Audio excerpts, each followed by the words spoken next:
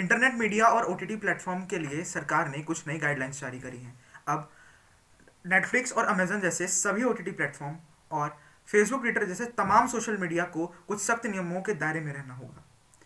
केंद्रीय मंत्री रविशंकर प्रसाद और प्रकाश जावड़ेकर ने इन गाइडलाइंस की जानकारी दी है। रविशंकर प्रसाद ने कहा कि भारत में सोशल मीडिया का व्यापार के लिए स्वागत है, लेकिन सोशल मीडिया और ओटीटी प्लेटफॉर्म पर कुछ प्रेजेंटेशन ऐसी हैं जो कि सभ्य नहीं हैं। उन्होंने कहा कि सोशल मीडिया यूजर्स की समस्या के लिए एक फोरम होना चाहिए। इसका इस्तेमाल नफरत फैलाने के लिए भी किया जा रहा है और इसका इस्तेमाल आतंकी भी कर रहे हैं। कोई सख्त नियम न होने के कारण फेक न्यूज़ भी काफ़ी हद तक बढ़ रही हैं।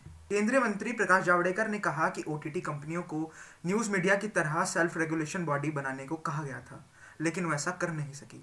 जैसा फिल्मों में सेंसर बोर्ड होता है, वैसा ओटीटी में ऐसा कोई मैकेनिज्म नहीं है। आइए इस खास गाइडलाइंस की कुछ खास बातें जान लेते हैं। इस नए नियम में दर्शकों की उम्र के हिसाब से कंटेंट के वर्ग बनाए जाएंगे। ओटीटी कंटेंट की 5 कैटेगरी बनाई जाएंगी। यूए 7+, यूए 13+, यूए 16+ और ए कैटेगरी होगी। यू मतलब यूनिवर्सल। जो वेब सीरीज़ इस कैटेगरी में आएंगी उसमें कोई आगे रजिस्ट्रेशन नहीं होगा। हर उम्र के लोग इस कंटेंट को देख सकेंगे। यूए 7+ की कैटेगरी में आने वाले वेब सीरीज़ को 7 साल की उम्र से कम के बच्चे नहीं देख सकेंगे। यूए 13+ की कैटेगरी में आने वाले कंटेंट को 13 साल की उम्र से कम के बच्चे नहीं देख पाएंगे। बाकी 13 साल से ज़्यादा उम्र के बच्चे इस कैटेगरी के कंटेंट को देख पाएंगे। यूए 16+ की कैटेगरी में आने वाले कंटेंट को 16 साल की उम्र से ज़्यादा के बच्चे ही देख सकेंगे। वहीं ए कैटेगरी में आने वाले कंटेंट को 18 से कम उम्र के बच्चे नहीं देख सकेंगे। साथ ही डिजिटल प्लेटफॉर्म पर पेरेंटल लॉक की सुविधा देनी होगी। जो कंटेंट माता पिता को अपने बच्चों के लिए ठीक नहीं लगेगा, उसे अब पेरेंट्स ब्लॉक कर सकेंगे। ओटीटी प्लेटफॉर्म को सेल्फ रेगुलेशन बॉडी बनानी होगी। सुप्रीम कोर्ट या हाई कोर्ट के रिटायर्ड जज या विशिष्ट व्यक्ति की अध्यक्षता की बॉडी बने। फर्जी कंटेंट या फेक न्यूज़ डालने वाले पर सख्त कार्रवाई की जाएगी। आपका जो प्रश्न है कि क्या ये गाइडलाइंस पर्याप्त होंगी या फिर इसके ऊपर पार्लियामेंट का एक सख्त कानून बनाने की जरूरत है, मैं ये कहना चाहूंगा कि वो तमाम कानून जिनका सरोकार समाज से और समाज में रह रहे लोगों के आचरण से होता है, वो तमाम कानून केवल पार्लियामेंट के कानून बन जाएं, लोग उससे नियंत्रित नहीं होते। इससे और ऊपर उठ करके एक जरूरत होती है कि इस तरह से लोगों के आचरण को नियंत्रित करने के लिए हमें उनकी सोच में परिवर्तन लाना पड़ता है। और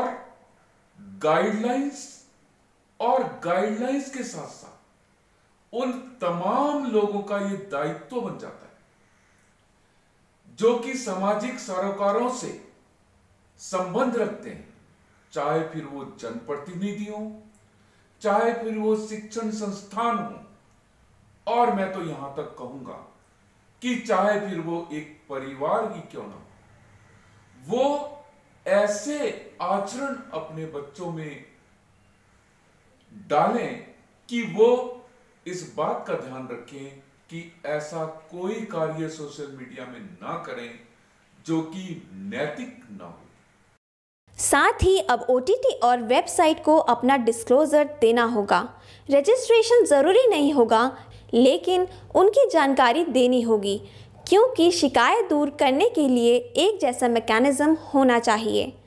महिलाओं से जुड़े ऑफेंसिव कंटेंट पर शिकायत मिलने के 24 घंटे के भीतर हटा दिया जाएगा।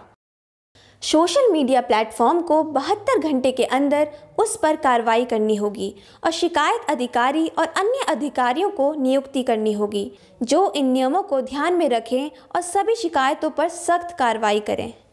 सोशल मीडिया प्लेटफॉर्म को हर 6 महीने में शिकायतों और उन पर की गई कार्रवाई की रिपोर्ट देनी होगी।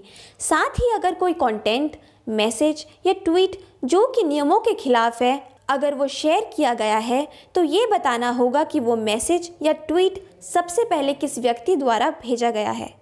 सोशल मीडिया प्लेटफॉर्म को यूज़र वेरिफिकेशन का ऑप्शन देना होगा। इसके लिए SMS या फिर OTP के ज़रिए यूज़र का वेरिफिकेशन किया जा सकता है। अगर किसी यूज़र का कंटेंट हटाया जा रहा है या उसकी एक्सेस रोकी जा रही है तो उसे बताना पड़ेगा कि ऐसा क्यों किया गया है। इलेक्ट्रॉनिक मीडिया की तरह ही डिजिटल प्लेटफॉर्म को भी गलती पर माफ़ी मांगनी होगी।